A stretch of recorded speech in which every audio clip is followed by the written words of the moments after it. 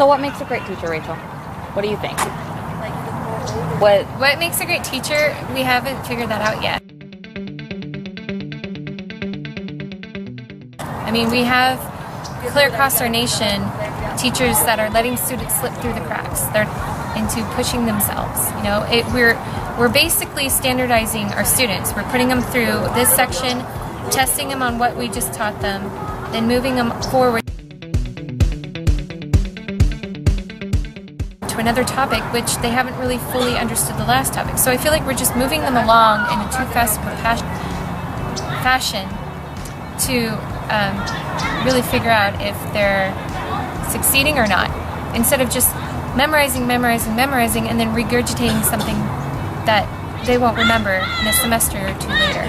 And like Deborah Ball states in the article, What Makes a Great Teacher, she simply says that if the teacher doesn't figure it out yet in the beginning, then her students will fail, or his students will fail. And that's what we see typically. I know some teachers that are said they are English and literature majors, but yet they're given tasks to teach a field that they're not fully trained in. What does that tell you as our society? Like, we need to, if you're going into a study, you need to be able to know that study like you know the back of your hand.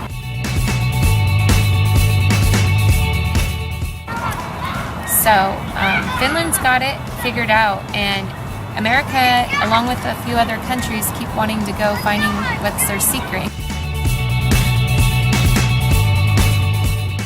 Finland's factors are based on their education. Their education is free, so you don't really have to stress about how am I going to afford to get my bachelor's or my master's. Most of their teachers are already master qualified. Along with their factors, they have free health care. The children come to school ready to learn. They're awake, they're alert, they're everything that we need to be here. But we're not. And why? Really, why can't we figure that out? The level of respect that teachers get in Finland are 3 times the respect that we give our teachers here in America.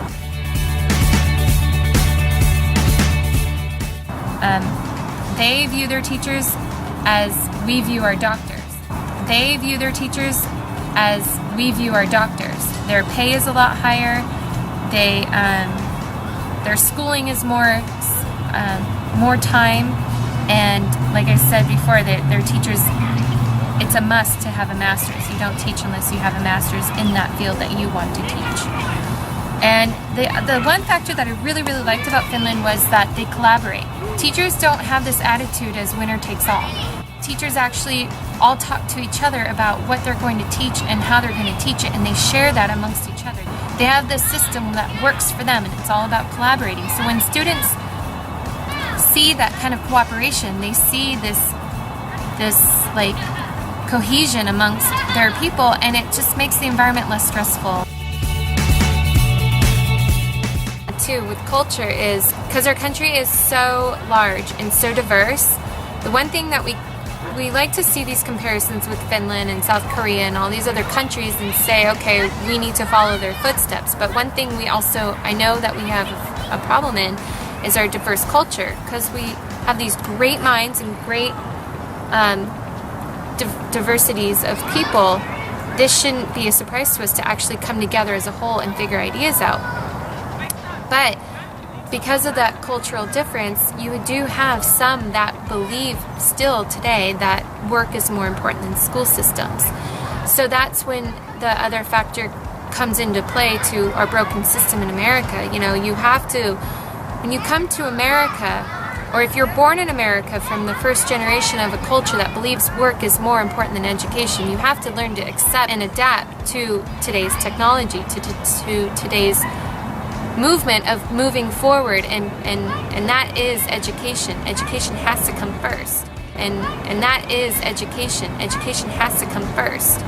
So we can make the change of, you know, following in Finland's footsteps if we all together believe that education is number one. government. The government has to put its money where its mouth is. They can't constantly be putting budget cuts on the table. People actually have to get involved and actually have to say, no, we're not going to allow that anymore. That's just not what we want you to do to represent us, and that's not what our senators are supposed to do. So therefore, people and culture play a huge part in this system. We have to say no to the government when it wants a budget cut. We have to remember to elect those that will support everything possible for this educational movement if we want to see the change.